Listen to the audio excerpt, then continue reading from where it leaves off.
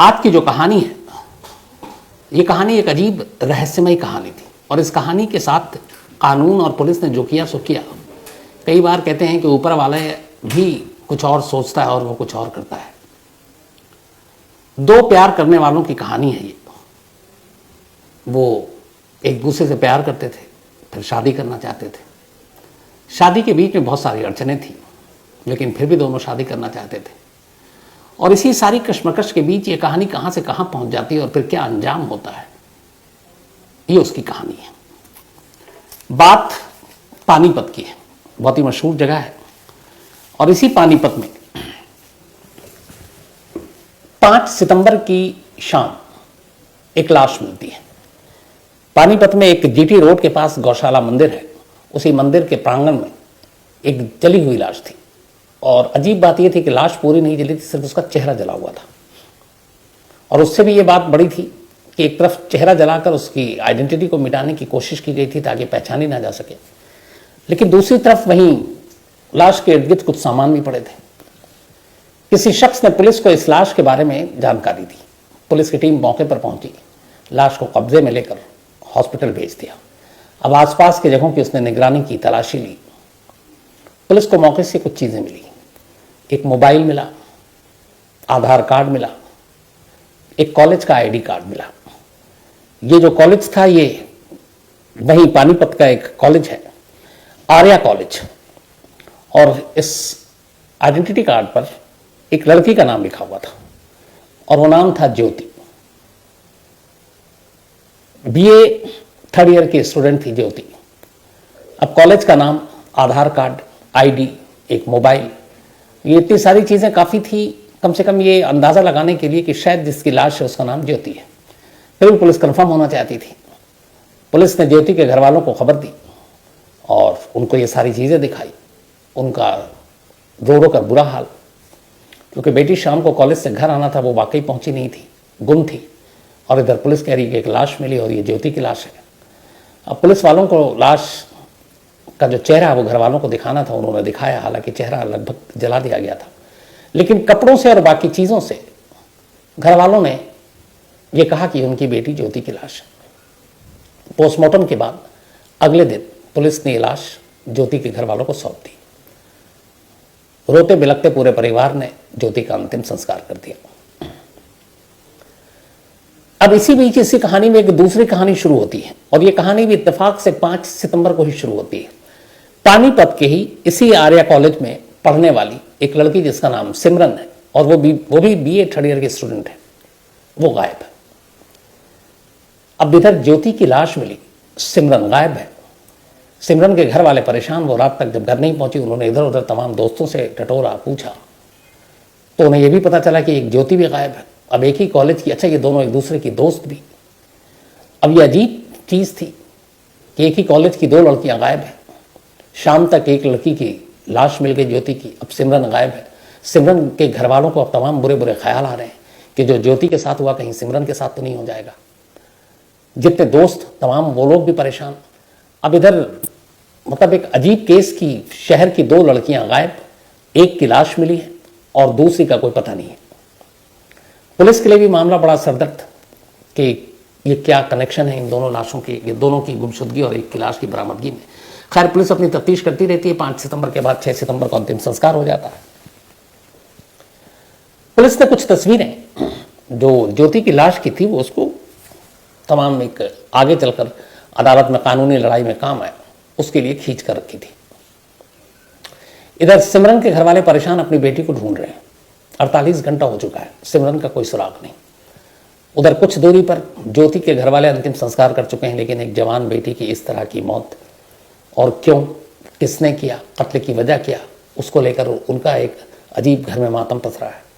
तो एक साथ 2 परिवार एक ही शहर में बुरी तरह से टूटा हुआ है और दोनों को कुछ समझ में नहीं आ रहा है कि हो क्या रहा है। तभी 7 सितंबर, ये 2017 की बात है, 5 सितंबर को लाश मिली थी। 7 सितंबर, दूसरा 2 दिन बाद, जो कुछ तस्वीरें पुलिस ने खींची थी लाश की, वो तस्वीरें पुलिस थाने में भी थी। इधर सिमरन के पिता लगातार अपनी बेटी को ढूंढ रहे थे, मिसिंग कंप्लेंट दर्ज कर चुके थे और उनकी बेटी की कोई खबर मिली कि नहीं मिली, इस उम्मीद में वो लगातार पुलिस स्टेशन के चक्कर काट रहे थे। अब वो चक्कर काट रहे थे, तभी वो थाने में आए 7 सितंबर को, और इत्तेफाक से अब इसी केस पर बात हो रही है। एक पुलिस वाले ने उन्हें ज्योति की लाश की तस्वीर दिखाई। अब जब ज्योति की लाश की तस्वीर दिखी, चेहरा लगभग जल चुका था, लेकिन फिर भी कुछ कुछ बचा हुआ था जिसको आप देख सकते थे। ज्योति की लाश की तस्वीर को देखकर सिमरन के पिता अचानक चौंक उठे। उन्होंने कहा, यह कैसे हो सकता है? पुलिस वाले ने पूछा, क्यों आप चौंके क्यों? उन्होंने कहा, यह लाश ज्योति की नहीं हो सकती, ये पता नहीं ऊपर वाला ऐसा ना करे कि ऐसा हो, बट मुझे लग रहा है ये सिमरन है। अब इधर पुलिस वालों को मतलब सर चकरा गया कि ये क्या कह रहे हैं। वो कह रहे हैं, हाँ, जो आपने पूरी तस्वीर दिखाई है उसमें बेशक ये कपड़े कभी मैंने सिमरन को पहने हुए नहीं देखे जो इस लाश ने पहन रखे हैं, लेकिन इसका चेहरा, इसके कान, कुछ ऐसी चीजें हैं जिससे मुझे लग रहा है कि ये सिमरन है, पर भगवान न करे कि ऐसा हो। वो पुलिस वाले से ये भी कह रहे हैं। अब पुलिस को लगा कि ये क्या मामला है। एक ज्योति की लाश मिली थी, उसका अंतिम संस्कार हो चुका है। अंतिम संस्कार के अगले दिन अब सिमरन के पिता, जिनकी बेटी गायब है, वो ये कह रहे हैं कि ये मुझे डाउट है कि ये ज्योति नहीं सिमरन है। सवाल ये कि अगर सिमरन के पिता उस फोटो को देखकर कह रहे हैं कि ये मेरी बेटी की तस्वीर है, तो ज्योति के घर वालों ने उस तस्वीर को देखकर कैसे एक्सेप्ट कर लिया कि ये ज्योति है? वो भी डाउट कर सकते थे कि ये किसी और की लाश है। यहीं से पुलिस को मामले में कुछ गड़बड़ लगा। पुलिस ने कहा कि अब इन दोनों केस को एक साथ जोड़कर इसकी जांच होनी चाहिए। अब जब पुलिस ने तफ्तीश शुरू की तो इसी दौरान पता चला कि उसी पानीपत से एक लड़का गायब है, उसका नाम कृष्ण है। अब चूंकि जब ज्योति की लाश मिली, पुलिस तफ्तीश कर रही थी कि तमाम कौन कौन दोस्त हैं, तो बहुत सारी ज्योति की दोस्त से भी बात हुई, तो उस दौरान में भी एक दोस्त का नाम आया था कृष्ण का। अब पुलिस ने कहा कि चलो कृष्ण से कुछ जानकारी मिले, लेकिन कृष्ण गायब। उनके घर वालों ने बताया कि वो भी 5 तारीख से गायब है। अब पुलिस ने कहा कि ये क्या चीज़ है, 5 को ज्योति की लाश मिलती है, 5 को सिमरन गायब हो गई, 5 से कृष्ण भी नहीं मिल रहा है। अब ये लगा कि यहाँ 2 लड़कियां, एक की लाश मिली है, गायब है, एक लड़का गायब है। पुलिस को डाउट हुआ कि एक और लड़का गायब हो सकता है, यानी कुल 4, 2 लड़की 2 लड़के। अब पुलिस ने इसकी तफ्तीश शुरू की तो पता चला कि और कोई लड़का गायब नहीं है। लेकिन तफ्तीश करते करते आखिरकार, अब चूंकि सारे दोस्तों के इर्द गिर्द कहानी घूम रही है, पुलिस को एक शख्स मिलता है, मंजीत। अब चूंकि ज्योति की मौत और सिमरन की गुमशुदगी शहर में चर्चा का विषय था, लोग बात कर रहे थे, और दोनों स्टूडेंट। तो पता चला कि जिस कॉलेज में कृष्ण पढ़ता है, कृष्ण वहां के एसडी कॉलेज में पढ़ा था, और ये भी बीए 3rd ईयर का स्टूडेंट था जो गायब था। और मंजीत नाम का एक लड़का भी इसी एसडी कॉलेज में पढ़ रहा था, और वो भी बीए 3rd ईयर का स्टूडेंट था, यानी कि वो कृष्ण को जानता था। तो अब चूंकि दोस्त और कृष्ण गायब, मंजीत तमाम दोस्तों के साथ पुलिस ने उससे पूछताछ की, तो उसने एक बड़ी चौंकाने वाली जानकारी दी। उसने कहा कि मुझे कृष्ण ने 5 सितंबर को जीटी रोड पर गौशाला मंदिर में बुलाया था, एक प्ले का रिहर्सल करना था। अच्छा, ये लोग कॉलेज में पढ़ाई के साथ साथ प्ले और इन सारी चीज़ों में हिस्सा लिया करते थे। तो पुलिस ने पूछा कि तुम गए क्यों नहीं? अब फिर इधर पुलिस को याद आया कि उसी गौशाला मंदिर के कंपाउंड से ही ज्योति की लाश मिली थी, और मंजीत को भी उसी गौशाला मंदिर में बुलाया था, वो भी कृष्ण ने, जो खुद गायब है। तो उसने बताया कि हाँ, हमें एक रिहर्सल करनी थी, लेकिन मैं लेट हो गया, कॉलेज में कुछ और काम था, फिर घर पे काम था, तो मैं लेट पहुंचा। मैं थोड़ा लेट जाने के बाद जब मैं गौशाला मंदिर पहुंचा तो देखा वहां ताला लगा हुआ है और कोई था नहीं। मैंने कृष्ण को फोन किया, उसका मोबाइल बंद था, मैं लौट आया। अब पुलिस को यह कहानी बड़ी अजीब लगी। एक तो 2 लड़कियां, जिसमें एक की लाश, एक गुम, दोनों एक कॉलेज की। इधर एक ही कॉलेज के 2 लड़के, कृष्णा गुम और मंजीत को उस दिन प्ले में बुलाया गया और वो लेट पहुंचा, और वो अपने घर पे सही सलामत है और जिंदा भी है। इन चारों का आपस में कनेक्शन क्या है? अब पुलिस को लगा कि इस कहानी को समझने के लिए सबसे ज़रूरी है, क्योंकि सिमरन के घर वालों ने एक शक पैदा कर दिया था कि ये लाश उनकी बेटी की है, ज्योति नहीं है। और ज्योति के घर वाले कह रहे थे कि नहीं, जो सारे कपड़े पहन रखे थे, जो आई कार्ड था, जो मोबाइल था लाश के पास से, वो सब कुछ ज्योति का था। तो उनके पास शक करने की कोई गुंजाइश नहीं, और वो अपनी जगह बिल्कुल सही थे। अब पुलिस ने कहा कि सिमरन मिसिंग है, ज्योति की लाश मिल चुकी है और कृष्ण गायब है। तब कृष्ण और ज्योति की कुंडली को खंगालते हैं। अब पुलिस ने तमाम दोस्तों से दूसरे तरीके से पूछताछ शुरू की। कुछ ज्योति के पड़ोसियों से पूछताछ शुरू की, कुछ कृष्ण के पड़ोसियों से पूछताछ शुरू की।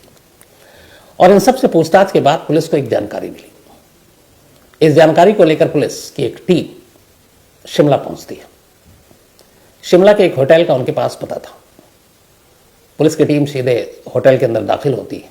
उन्हें रूम नंबर भी मालूम था। वो घंटी बजाते हैं, दरवाजा खुलता है, सामने ज्योति खड़ी थी और ज्योति के पीछे कृष्ण खड़ा था। जिस ज्योति का घर वालों ने अंतिम संस्कार कर दिया कुछ दिन पहले, वो ज्योति पुलिस के सामने थी और पुलिस हैरान थी। उधर ज्योति और कृष्ण भी पुलिस को देखकर हैरान थे। अब ये दोनों पुलिस के मेहमान थे। उन दोनों को पुलिस की टीम गाड़ी में बिठाती है और अपने साथ पानीपत लाती है। रास्ते में ही दोनों पूरी अपनी कहानी सुनाते हैं। ज्योति आर्य कॉलेज में बीए फाइनल ईयर के स्टूडेंट थी और कृष्ण एसडी कॉलेज में बीए थर्ड ईयर का स्टूडेंट था। कॉलेज आने जाने के दौरान दोनों की मुलाकात हुई, नजरें मिली, धीरे धीरे दोनों में प्यार हो गया। प्यार लंबा चला, दोनों अपना घर बसाना चाहते थे। ज्योति ने अपने घर वालों से बात की, लेकिन दोनों की बिरादरी अलग थी। और आपको पता है, जो बहुत सारे आज भी हमारे देश में ऐसे इलाके हैं जहां जात पात बिरादरी बहुत ज्यादा इसकी अहमियत होती है। तो ज्योति के घर वालों ने इस रिश्ते के लिए साफ मना कर दिया। उधर कृष्ण भी ज्योति से शादी करने पर अड़ा था। कृष्ण के घर वाले फिर भी अपने बेटे की इस जिद के आगे झुक गए। उन्होंने कहा हमें कोई ऑब्जेक्शन नहीं, लेकिन ज्योति के घर वालों ने मना कर दिया। अब ज्योति को यह था कि अगर उसने घर वालों की मर्जी के खिलाफ शादी की तो शायद उसके घर वाले उन दोनों को चैन से नहीं जीने देंगे, तो फिर क्या करें। इसी के बाद एक रोज ज्योति और कृष्ण ने एक प्लान बनाया, एक शादी करने के लिए एक खौफनाक प्लान। इन दोनों ने कहा कि अगर हम दोनों को शादी करनी है और शादी के बाद सुकून की जिंदगी जीनी है तो यह जरूरी है कि हम दोनों को मरना होगा, लेकिन असली में नहीं, अपने घर वालों, अपने मोहल्ले वालों, अपने जानने वालों की नजरों में। और हम दोनों को एक नई पहचान के साथ एक नई जगह पर अपनी नई जिंदगी शुरू करनी होगी। लेकिन दोनों मरे कैसे, बिना मरे हुए। यही इनकी साजिश की अगली कड़ी थी।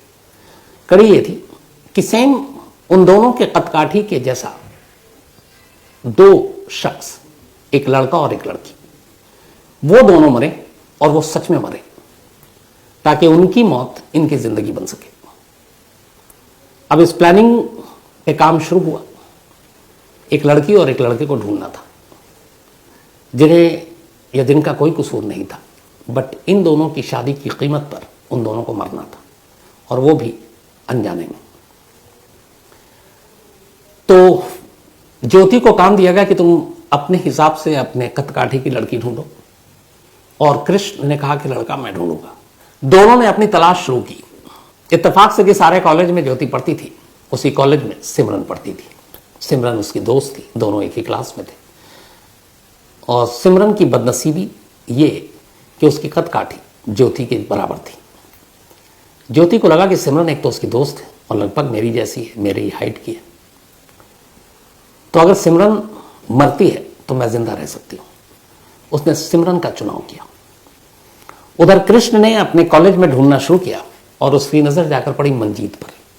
मंजीत उसी की कदकाठी का था और उसका जानने वाला था, और सबसे बड़ी बात यह कि वो उसके प्ले में काम किया करता था। ये लोग एक साथ ड्रामा किया करते थे। अब दोनों का काम हो गया, दोनों ने शिकार चुन लिए, अब आगे का काम था। लेकिन उस आखिरी काम को करने से पहले कुछ और काम करने थे। वो ये कि अब चूंकि इन दोनों को मरना था दुनिया की नज़रों से, अपने परिवार वालों की नज़रों से, कहीं किसी नए शहर में एक नई जिंदगी बितानी थी, तो उसके लिए नया नाम भी चाहिए था, नया पहचान पत्र, नया आईडी प्रूफ। हर शहर में नकली फेक अपने यहाँ तो आधार भी मिल जाता है। तो इन लोगों ने भी यही किया, एक शख्स को पकड़ा, एक दलाल को, और उसके जरिए नए नाम से इन दोनों ने अपना नया आईडी प्रूफ बनाया, तमाम अपने डॉक्यूमेंट्स नए नाम से। अब इनके नई पहचान, नया नाम, सब कुछ इनके हाथ में था। हुलिया चेंज करके तस्वीरें सवेरे भी खिंचाई। अब इन्हें अपना कुछ दिन के लिए हुलिया भी बदलना था। लेकिन उन सबसे पहले ये था कि इनके हिस्से की मौत दो बेकसूर लोगों के हिस्से में आनी थी। तारीख तय हुई 5 सितंबर 2017। जगह चुना गया जीटी रोड पर एक गौशाला है। उस गौशाले का एक शख्स कृष्ण का जानने वाला था। शाम के वक्त वहां सन्नाटा होता है, कोई है नहीं। उसने ये भी पता कर लिया कि गौशाला में जो एक कमरा है उसमें जो उसका जानने वाला रहता है वो अगले 3 दिनों के लिए पानीपत में नहीं है, यानी गौशाला पूरी तरह से खाली है और हाईवे के करीब था। इसी के बाद 5 सितंबर 2017 की तारीख तय की गई 2 कत्ल के लिए। ज्योति सिमरन को लेकर अपने साथ आती है कि चलो तुमको एक प्ले है और कुछ और काम है, तुमको वहाँ लेकर चलती हैं। दोस्त थी, उसने कहा चलो। अब ज्योति वहाँ पहुँचती है गौशाला में, वहाँ उसे कोल्ड ड्रिंक दिया जाता है। वो कोल्ड ड्रिंक पीती है, बेहोश हो जाती है। इसके बाद ज्योति का गला घोंट कर कत्ल कर देते हैं। फिर वो अपने साथ एसिड लेकर आए थे। सबसे पहले अब ज्योति के सारे कपड़े वो बदलते हैं, जो सिमरन को मारने के बाद सिमरन के सारे कपड़े उतार कर ज्योति खुद पहन लेती है और अपने सारे कपड़े सिमरन को पहना देती है। फिर एसिड डालकर उसके चेहरे को दोनों मिलकर जला देते हैं ताकि ये पता ना चले कि ये ज्योति है या सिमरन है या कोई और है। ये सब करने के बाद अब ज्योति अपने आधार, अपने कॉलेज का आईडी, मोबाइल सब लाश के इर्द गिर्द फेंक देती है ताकि पुलिस वालों को आसानी से मिल जाए। अब दोनों दूसरे शख्स का इंतजार कर रहे हैं ताकि दूसरा कत्ल हो। सिमरन की मौत ने ज्योति को एक तरह से एक नई जिंदगी दे दी, लेकिन अब मंजीत की मौत जरूरी थी ताकि उसकी मौत से कृष्णा जिंदा रहे। अब इसको फोन किया, उसको भी बुला रखा था कि एक प्ले का रिहर्सल है, यहां आ जाओ। मंजीत की खुशनसीबी थी कि वो किसी काम में फंस गया, जो वक्त दिया गया वो नहीं आया। इस दौरान भी ये लगातार उससे फोन करते रहे।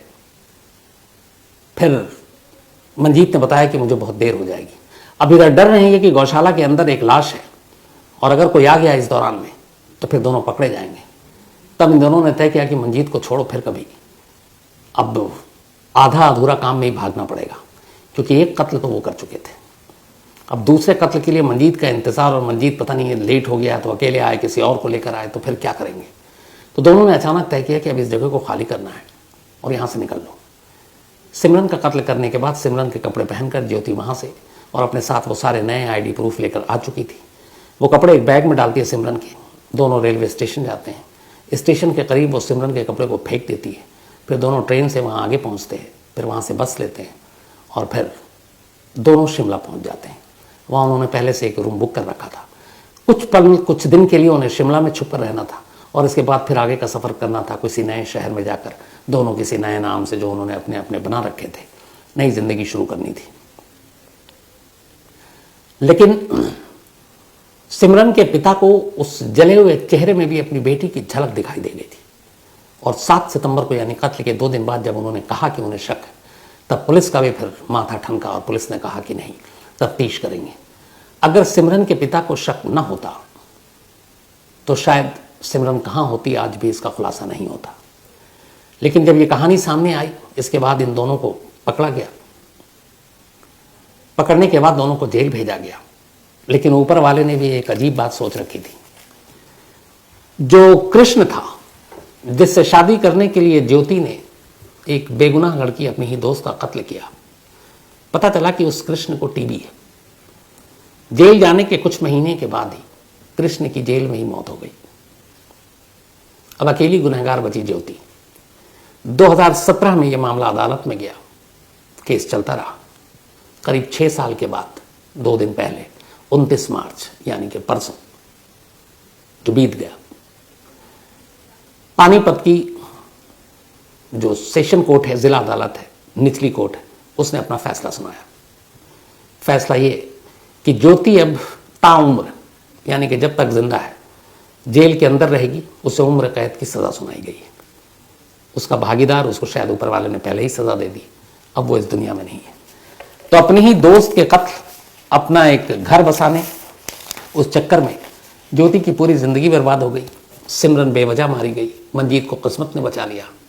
और ज्योति के साथ ये हुआ कि सारी चीज़ें उसने जिस चीज़ के लिए की थी, अपने उस प्यार को पाने के लिए, न वो उसका प्यार जिंदा रहा और न वो आप खुद बाहर आज़ाद ज़िंदगी गुजार सकती है। इसीलिए कहते हैं कई बार जुर्मों का हिसाब किताब ऊपर वाला भी कर देता है, वो भी अपने हिसाब से। तो ये थी आज की कहानी। तो कहानी में आज इतना ही। अब आपसे मुलाकात होगी कल रात 9 बजे किसी नई कहानी के साथ। तब तक अपना ख्याल रखिएगा। Thank you very much. Crime scene दुनिया में न जाने कितने तरह के होंगे, कितने तरह के लोगों ने देखे होंगे। क्राइम सीन का मतलब ये होता है कि जहां पर वो क्राइम हुआ, चाहे वो चोरी हो सकती है, लूट, डकैती, रेप, मर्डर, कुछ भी। लेकिन आज जो मैं आपको कहानी सुनाने जा रहा हूं वो 1.5 मर्डर की कहानी है, 1.5 मर्डर। अब 1.5 कत्ल क्यों कह रहा हूं ये आगे बताऊंगा। लेकिन इस कहानी के साथ एक मजबूरी यह है कि मैं पूरी तस्वीर क्राइम सीन आपको दिखा नहीं पाऊंगा, क्योंकि कुछ मजबूरियां हैं, कुछ गाइडलाइंस हैं, कुछ नियम हैं। लेकिन कोशिश करूंगा कि अपनी कहानी के जरिए बिना तस्वीर दिखाए आपको उस तस्वीर के बारे में एहसास करा दूं कि वहां क्या होगा, और कोशिश करूंगा कि आप सिर्फ सुनकर वो चीजें देख सकें। एक चलन सी चल पड़ी है पिछले वक्त से, हस्बैंड वाइफ, वाइफ हस्बैंड के कत्ल। लगता है अब ये शायद ठहर जाए, थम जाए, लेकिन हर दूसरे दिन ऐसी खबर आ जाती है। आज की कहानी 2 दिन पुरानी है, 15 जुलाई, 15 जुलाई की सुबह की बात है। बेंगलुरु से करीब 450 किलोमीटर की दूरी पर हुबली में एक जगह है धारगढ़, और इस वक्त एक अपार्टमेंट आपको दिखा रहा हूं जो तस्वीर है, ये उसी धारगढ़ में एक अपार्टमेंट है। और इस अपार्टमेंट की 6ठी मंजिल पर, 6th फ्लोर पर एक फैमिली रहती है। हस्बैंड भी डॉक्टर, वाइफ भी डॉक्टर, यानी दोनों पढ़े लिखे। वाइफ आई स्पेशलिस्ट है, आंखों की डॉक्टर है, और हस्बैंड एनेस्थीसिया के स्पेशलिस्ट है। एनेस्थीसिया के डॉक्टर का काम यह होता है कि जब भी कोई ऑपरेशन हो रहा हो और उसमें मरीज को बेहोश करने की जरूरत हो, तो एनेस्थीसिया का स्पेशलिस्ट डॉक्टर ही उसको बेहोशी की डोज देता है, वो कि कितनी मात्रा में देनी है, उसकी सेहत और उसकी तमाम चीज़ों को देखकर। अगर गलती से आपने बेहोशी की दवा या एनेस्थीसिया का डोज ज़्यादा दे दिया तो पेशेंट की जान भी जा सकती है, और ऐसा कई बार हुआ है। इसीलिए ऐसे स्पेशलिस्ट की बड़ी अहमियत होती है। तो इस अपार्टमेंट के 6th फ्लोर पर यह कपल रहा करता था, और इनका एक करीब 9 साल का बेटा। जो डॉक्टर साहब हैं उनका नाम डॉक्टर किरण, और उनकी वाइफ का नाम डॉक्टर प्रियंका। 15 जुलाई की बात है, सुबह। कहानी शुरू होती है वैसे 14 जुलाई से। 14 जुलाई को डॉक्टर साहब को बहुत सारे उनके जानने वाले फोन करते हैं, वो फोन उठाते नहीं। कुछ रिश्तेदार फोन करते हैं, वो उठाते नहीं। अब सुबह हो जाती है, डॉक्टर साहब को हॉस्पिटल पहुंचना है, वो हॉस्पिटल नहीं गए, जबकि बहुत वक्त के पाबंद है। तो फिर उनके कोलीग का फोन आता है, इस दौरान में कुछ रिलेटिव का फोन आता है। अब डॉक्टर साहब का फोन नहीं उठ रहा है, तो लोग उनकी वाइफ डॉक्टर प्रियंका को फोन करते हैं। डॉक्टर प्रियंका फोन उठाती हैं और कहती हैं कि डॉक्टर साहब अभी कहीं बाहर गए। उनके रिलेटिव को भी यही कहती हैं। थोड़ा वक्त और बीतता है, हॉस्पिटल में उनके कुलीग अब परेशान है, क्योंकि डॉक्टर साहब कभी बिना बताए हुए इस तरह अपने वक्त पर अस्पताल न पहुंचे, ये कभी हुआ नहीं। तो एक कुलीग कहता कि मैं जाकर देख कर आता हूं, पास में ही घर था। अब वो घर पहुंचता है डॉक्टर साहब के 6th फ्लोर पर। इत्तेफाक से दरवाजा खुला हुआ था, वो दरवाजे को धक्का देता है, अंदर दाखिल होता है। दरवाजे के ठीक बराबर में एक बेडरूम था, उसका भी दरवाजा खुला है। वो उससे पहले कि उस बेडरूम के दरवाजे को क्रॉस करता, अचानक उसकी नजर उस बेडरूम पर पड़ी। बेडरूम के फर्श पर जो कुछ उसने देखा, उसकी चीखें निकल गई। इसके बाद वो आगे की तरफ बढ़ ही नहीं पाया, उल्टे कदम वापस निकल आया। असल में उस बेडरूम में एक शख्स औंधे मुंह पड़ा था, चारों तरफ खून ही खून, फर्श पर खून, दीवार पर खून, बेड पर खून के निशान। और औंधे मुंह पड़े उस शख्स को बिना चेहरा देखे ही उनका कुलीग पहचान गया था कि वो कोई और नहीं, डॉक्टर किरण है। बदहवास बाहर निकला, शोर मचाना शुरू किया, चीखना शुरू किया। पड़ोस के लोग शोर सुनकर अपने अपने घरों से बाहर आए। पूछा क्या हुआ? उसने कहा अंदर का मंजर जो देखा हूं वो पता नहीं क्या है। कुछ पड़ोसियों ने हिम्मत की, दरवाजा खुला था, सब अंदर दाखिल हुए। कुलीग को भी हिम्मत आई, उनके साथ उस बेडरूम तक गया। देखा डॉक्टर किरण औंधे मुंह पड़े हैं, चारों तरफ खून ही खून है, जिस्म में कोई जान नहीं है। अब इस दौरान उस बेडरूम से और अंदर की तरफ ये लोग दाखिल होते हैं। जैसे ही दाखिल होते हैं, सबसे पहले नजर पड़ती है सामने एक बेड पर। बेड पर एक महिला, मतलब पूरी तरह से आप उसे लेटा हुआ भी नहीं कहेंगे, बस शायद आराम कर रही है तकिया सर के नीचे रखकर, जो आधा लेटना जिसे कहते हैं। और उसके हाथ में एक मोबाइल है, और वो उस मोबाइल के साथ खेल रही है। पता नहीं उस मोबाइल के किस ऐप पर, किस एप्लीकेशन पर, सोशल मीडिया क्या, लेकिन वो मोबाइल में उलझी हुई है। इतना बिजी है मोबाइल में कि उसे उस वक्त ये भी एहसास नहीं कि कमरे में कोई आ रहा है। अब ये लोग अंदर की तरफ जब जाते हैं और देखते हैं उस महिला को, वो महिला कोई और नहीं, डॉक्टर प्रियंका थी, डॉक्टर किरण की वाइफ। बाहर के कमरे में डॉक्टर किरण की लाश पड़ी है। अंदर उनकी वाइफ डॉक्टर प्रियंका बेड पर आराम से तसल्ली से लेटकर अपने मोबाइल में उलझी हुई है। लेकिन इसके बाद अंदर दाखिल होने वाले ने जैसे ही बेड से नीचे नजर अपनी की, फिर से बदहवास हो गए। उस बेड के बिल्कुल करीब और जिस तरीके से डॉक्टर प्रियंका लेटी, उनके पैर के ठीक नीचे फर्श पर उनका बेटा पड़ा हुआ था, खून से लथपथ, चारों तरफ खून, और वो बिल्कुल बेहोशी के आलम में। अब जब ये मंजर देखा, उन्हें कुछ समझ नहीं आया, सभी उल्टे पैर बाहर निकले। तब तक किसी ने पुलिस को फोन कर दिया। अब पुलिस मौके पर आती है। जब पुलिस मौके पर आती है तो पड़ोसी साथ जाते हैं और उन्हीं में से एक कोई अपना मोबाइल भी शूट कर रहा है।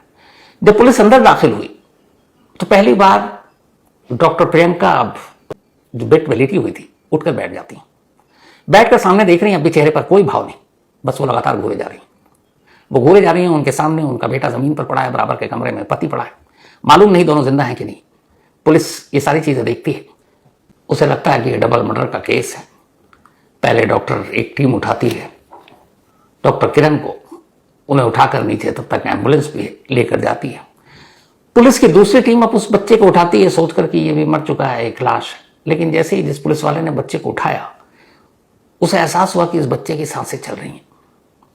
उसने अपने सीनियर अफसरों को बताया कि इसकी सांसें चल रही हैं, अभी जिंदा है। जैसे ही सुना, सभी पुलिस वाले फौरन अलर्ट, उन्होंने कैसे अस्पताल लेकर चलो। अब वो उसे लेकर बाहर निकलते हैं। बदकिस्मती से बाहर लिफ्ट आने में भी देरी हो रही है। पुलिस वाले बेचारे लिफ्ट के बटन दबाए जा रहे हैं, लिफ्ट आ ही नहीं रही। 6ठी मंजिल है, 6th फ्लोर। बार बार पुलिस वाले ये भी देख रहे हैं कि बच्चे की सांसें अभी चल रही हैं कि नहीं। खैर, तब तक कई लोग लिफ्ट के लिए लिफ्टमैन की तरफ आवाज देते हैं, दौड़ते हैं, बोलते हैं। फिर लिफ्ट आती है। उस बच्चे को लेकर पुलिस वाले भागते हैं। हस्बैंड को पहले ही एक एम्बुलेंस में डालकर ले जाया गया था। अब दोनों को ले गए। अब कमरे का फिर से सीन वही है। डॉक्टर प्रियंका अब भी बिस्तर पर बैठी हुई, बिस्तर पर बैठी हैं और एकदम बिल्कुल बेजान। बस सीन में चेंज ये हुआ, क्राइम सीन में, कि अब उनके बेड के पास जहां वो बैठी हैं, अब वो बच्चा नहीं है क्योंकि पुलिस वाले अस्पताल ले गए। दूसरे कमरे में पति नहीं है क्योंकि पुलिस वाले उन्हें भी अस्पताल ले गए। अब घर खाली है और इस घर में चारों तरफ खून है और डॉक्टर प्रियंका बेड पर अब भी बैठी है। खुद पुलिस वालों को समझ में नहीं आ रहा है वो क्या करे, क्या पूछे। तब तक शहर के पुलिस कमिश्नर खुद मौके पर पहुंचे। इसके बाद उनसे पूछा जाता है कि ये क्या है, क्या हुआ। पुलिस वालों को यह भी लगता है कि कहीं ये मर्डर का केस नहीं, कोई बाहर से आया। तब तक कुछ पुलिस की टीम उस अपार्टमेंट और इस फ्लैट के सीसीटीवी कैमरे को खंगालने के लिए जुट जाती है। जब वो सीसीटीवी कैमरा देखते हैं तो उन्हें ये पता चल जाता है कि रात से लेकर सुबह तक इस फ्लैट के अंदर कोई बाहरी शख्स नहीं आया। इस घर में 3 लोग रहते थे और वही 3 जाते हुए भी दिखाई दिए, लेकिन घर के ना अंदर से कोई और निकला, न घर के अंदर कोई गया पिछले रात से लेकर, मतलब लास्ट 12 घंटे में। दरवाजे को चेक किया पुलिस ने तो देखा कि कोई फोर्सफुल एंट्री नहीं, यानी किसी ने जबरदस्ती दरवाजे को तोड़ने को, ताला को तोड़ने की कोशिश नहीं की। तो इसका मतलब है कि ये कोई जबरन घर के अंदर नहीं आया। अब घर के अंदर सिर्फ 3 लोग, डॉक्टर प्रियंका, उनके हस्बैंड डॉक्टर किरण और उनका बेटा। अब पुलिस पूछताछ कर रही है, लेकिन पुलिस फिर हैरान होती है जब डॉक्टर प्रियंका, पुलिस सवाल कुछ कर रही है, वो जवाब कुछ दे रही। पढ़ी लिखी हैं, डॉक्टर हैं, आई स्पेशलिस्ट हैं, लेकिन बातों से ऐसा लग रहा है जैसे अपने होश में नहीं है। पुलिस वाले को मौके की नजाकत को भी देखना कि पता नहीं, क्योंकि अभी तक ये भी कंफर्म नहीं कि हुआ क्या है और कोई ऐसा कदम उठाए जिससे पता नहीं उनके साथ कुछ हो जाए। कमिश्नर साहब खुद मौके पे मौजूद थे। उन्होंने कहा कि आप इनको भी हॉस्पिटल ले चलो। कुछ सवाल के बाद ही समझ में आ गया कि ये शायद अपने सेंस में नहीं, होश में नहीं है। अब एक तीसरी गाड़ी में इस घर के तीसरे मेंबर को हॉस्पिटल ले जाया जाता है। हॉस्पिटल ले जाने के बाद अब डॉक्टर चेक करते हैं तो फिर एक और शॉकिंग खबर सामने आती है। पता चलता है कि डॉक्टर प्रियंका ने इंसुलिन की ओवरडोज ले रखी। अब ये ओवरडोज का मतलब यह है कि खुद को मारने की कोशिश। उनसे पूछा जाता है, अब भी वो बहकी बहकी बातें कर रही। डॉक्टर कहता है कि अभी शायद ये होश में नहीं है, इसलिए इनसे थोड़े बाद में बात होगी। इस दौरान में उधर बच्चे को पुलिस वाले वक्त पर ले गए, इलाज हुआ। फिर डॉक्टरों ने कहा वो खतरे से बाहर है। उस बच्चे की जान बच गई, इसीलिए इसे 1.5 कत्ल कहा। एक तो उसके पिता की मौत हो गई, उसे मारने की कोशिश की गई, यानी एक मर्डर था और एक अटेम्प्ट टू मर्डर, 1.5 कत्ल। पति की मौत पहले ही डिक्लेयर कर दी गई थी। मां डॉक्टरों के अभी निगरानी में है। अब सारी चीजें सामने है लेकिन कहानी सामने नहीं है। अब पुलिस ने पूछताछ की पड़ोसियों से, रिश्तेदारों से तो जो कहानी सामने आई शुरुआती वो ये थी कि डॉक्टर किरण और डॉक्टर प्रियंका, इन दोनों की ये दूसरी शादी थी और दोनों ने 9 साल पहले ये शादी की थी। इन दोनों की पहली शादी चली नहीं, दोनों का डिवोर्स हो गया। शादी के बाद ही इन्हें एक बेटा हुआ जो करीब 8 साल के आसपास का था। दोनों डॉक्टर, पढ़े लिखे, अच्छी फैमिली से, एक आई स्पेशलिस्ट, एक एनेस्थीसिया के स्पेशलिस्ट। लेकिन शादी के कुछ वक्त बाद ही दोनों में अनबन शुरू हो गई, दोनों में झगड़ा शुरू हो गया। पड़ोसियों के हिसाब से आए दिन उनके घर से आवाज आती लड़ने की। हर घर में लड़ाई झगड़े होते रहते हैं, तो पड़ोसियों को भी यही लगा। लेकिन फिर ये झगड़ा इतना बढ़ जाएगा कि एक पत्नी अपने पति को मार दे और साथ में बेटे को, समझ में नहीं आया। अब पुलिस डॉक्टर प्रियंका से यह पूछना और जानना चाह रही थी कि ठीक है, झगड़ा आपका पति से है, आपने पति को मारा, लेकिन अपने ही बेटे को मारने की कोशिश क्यों की, उसे क्यों चाकू मारा।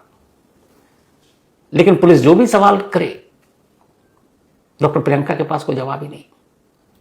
हालांकि इसके बाद फिर और डॉक्टर की स्पेशलिस्ट टीम आई कि उनकी मानसिक हालत ठीक है कि नहीं। डॉक्टर ने कहा बिल्कुल ठीक है, उन्हें कोई दिमागी प्रॉब्लम नहीं है।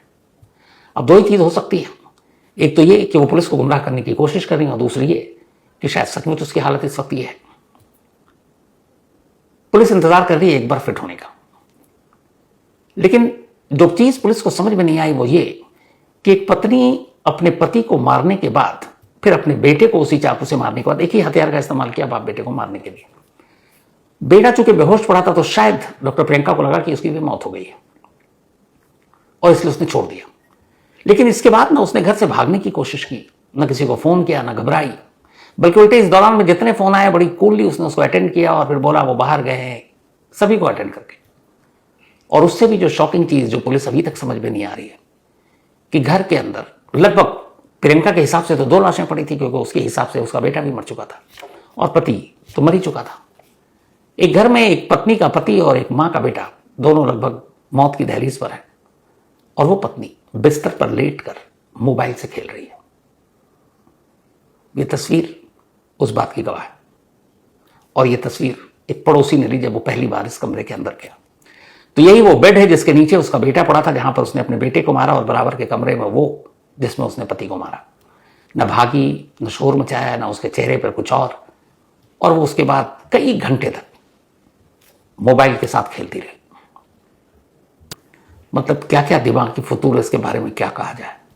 अब पुलिस इंतजार कर रही है कि एक बार डॉक्टर प्रियंका फिट हों, डॉक्टर इजाजत दें, तो ये 2 सवालों के जवाब मिले।